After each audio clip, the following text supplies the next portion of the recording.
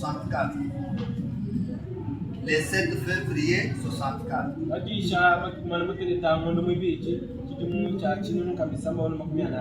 Paragraphe 2. 4 et 5. Oh, quelle promesse! À cause de l'obéissance. Ce que Dieu veut, c'est l'obéissance. Il a été dit une fois. L'obéissance vaut mieux que les sacrifices. Amen. Amen. L'obéissance vaut mieux que les sacrifices. Obéir au Seigneur vaut mieux que n'importe quel sacrifice que vous pourriez faire.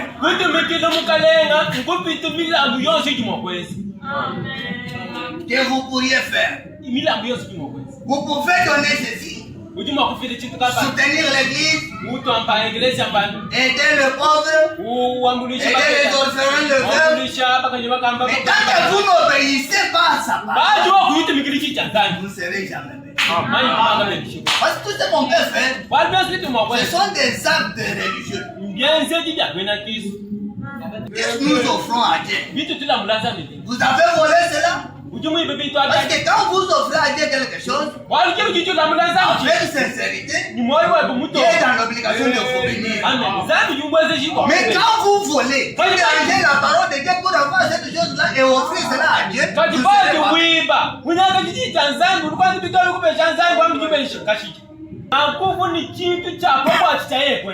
quand vous vous séparez, Dieu a quelque chose de spécial à faire avec vous. Parce que quand il vous appelle dans un but. Amen. Il vous appelle dans un but. Pas seulement vous appelez être là à l'aise. Il vous appelle à son service. Pour le servir. Amen. Il vous appelle pour le servir. Que Dieu vous bénisse. Donc ça sera impossible pour que Dieu vous appelle à son service. Parce qu'il appelle dès qu'on est encore enfant.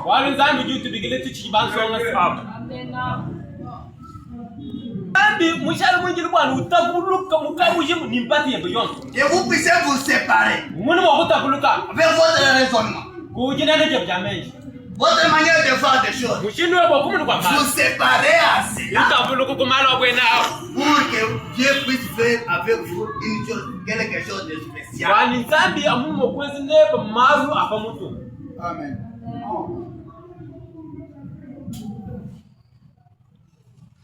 Il exige une séparation totale avec tout doute. Ta part avec Dieu. Donc quand Dieu vous appelle, c'est juste pour cela. Vous devenez quelqu'un autre. Il y a un changement en vous. Et quand il vous appelle, et il touche les dons qu'il a mis en vous là. Quand il touche à cela, et vous allez voir vous-même là, vous préoccupez toujours à la prière, à la lecture de la Bible. Et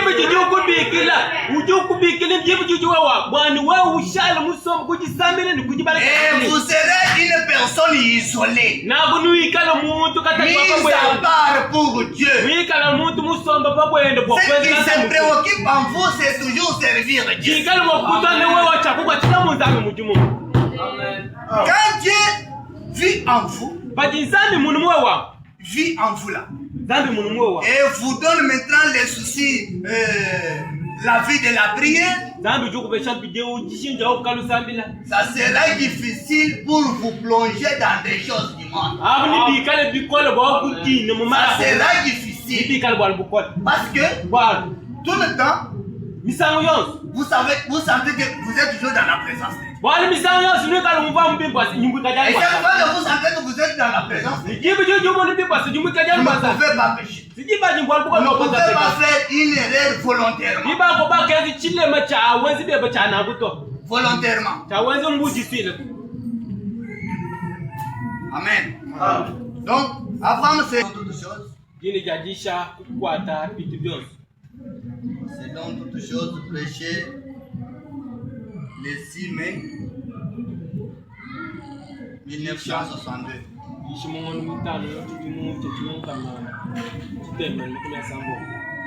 43. Alors, nous voyons qu'Abraham, dans l'obéissance, a quitté sa maison, a quitté son pays et s'est séparé de tout, de toutes ses possessions terrestres. Possessions terrestres, il s'est séparé.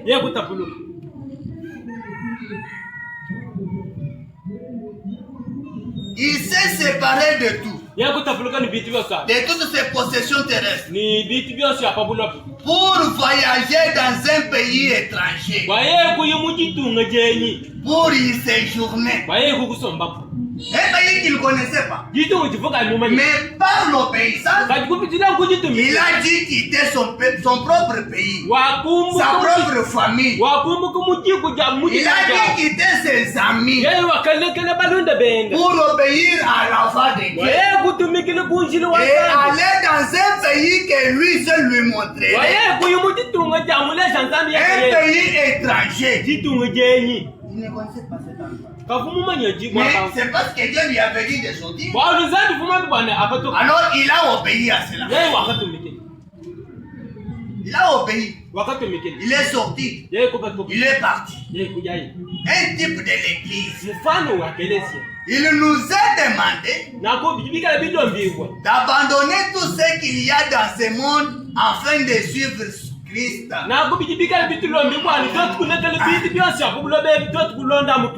Comme vous vous appelez postérité d'Abraham, faisons comme notre père Abraham, tout en obéissant à la parole de Dieu. Il s'est séparé.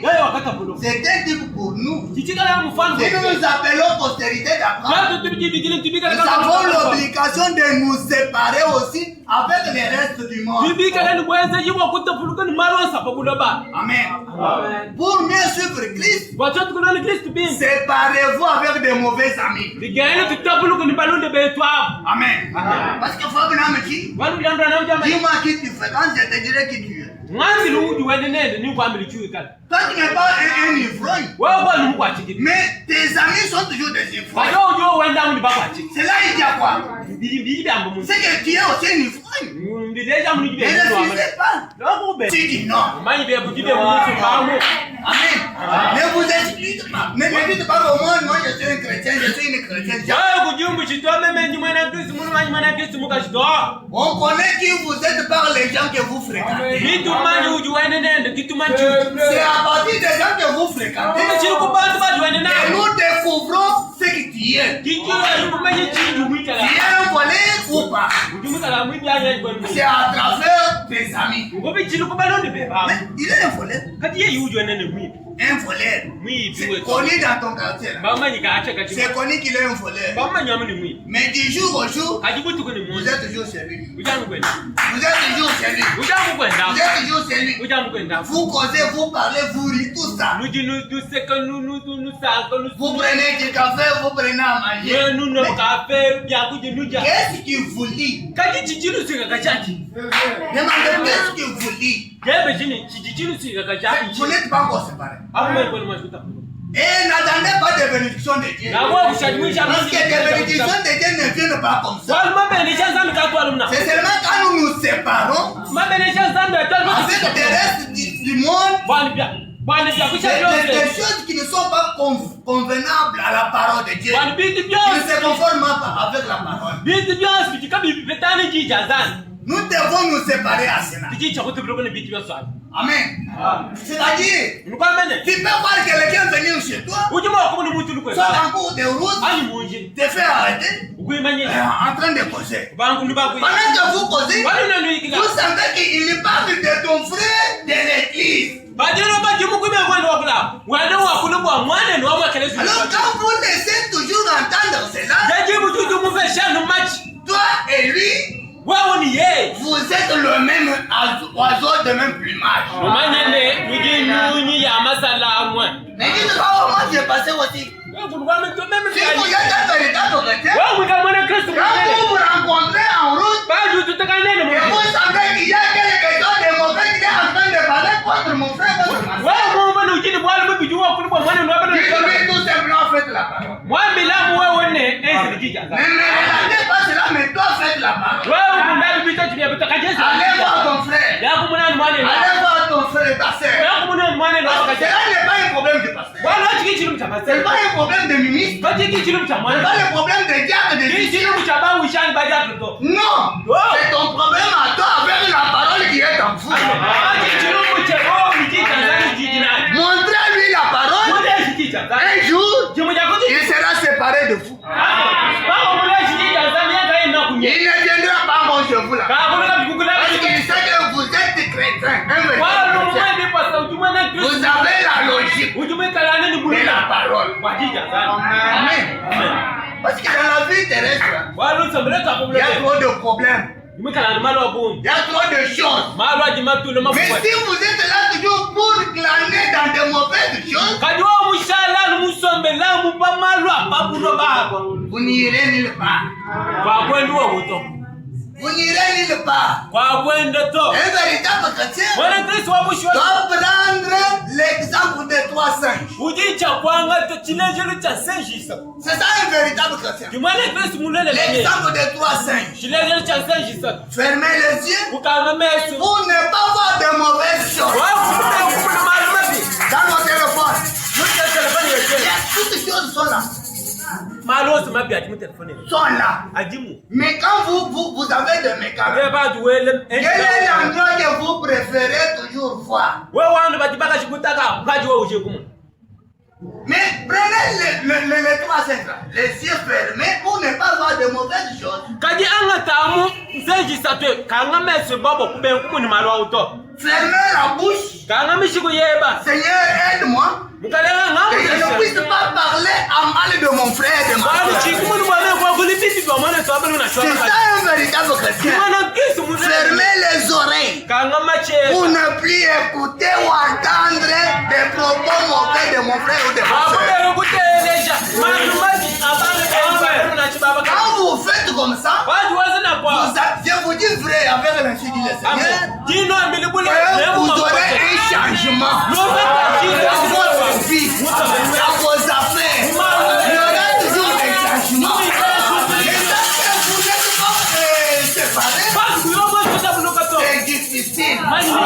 Vous pouvez gêner toute une semaine. Vous pouvez organiser des réunions de prière plusieurs fois. Et rien n'arrive. Pourquoi? Parce que les gens ne vivent pas la parole. Quand nous vivons la parole, nous la pratiquons, les bénédictions sont prêtes. C'est béni. Mais quand nous n'obéissons pas, c'est impossible. Retenez ça bien. Parce que je le dis vrai. Même si nous organisons dans cette église plusieurs réunions d'hygiène et de tant que nous n'obéissons pas à la parole de Dieu et que nous ne sommes pas séparés, jamais pour voir des choses. Ça sera toujours de lamentation. Vous vous lamentez du jour au jour. Oh Seigneur, où est le Dieu de la Bible? Mais le Dieu de la Bible vous recommande de revenir à la parole. Et revenir à la parole. Pensez comme un chrétien. Vivez comme un chrétien. Raisonnez comme un chrétien.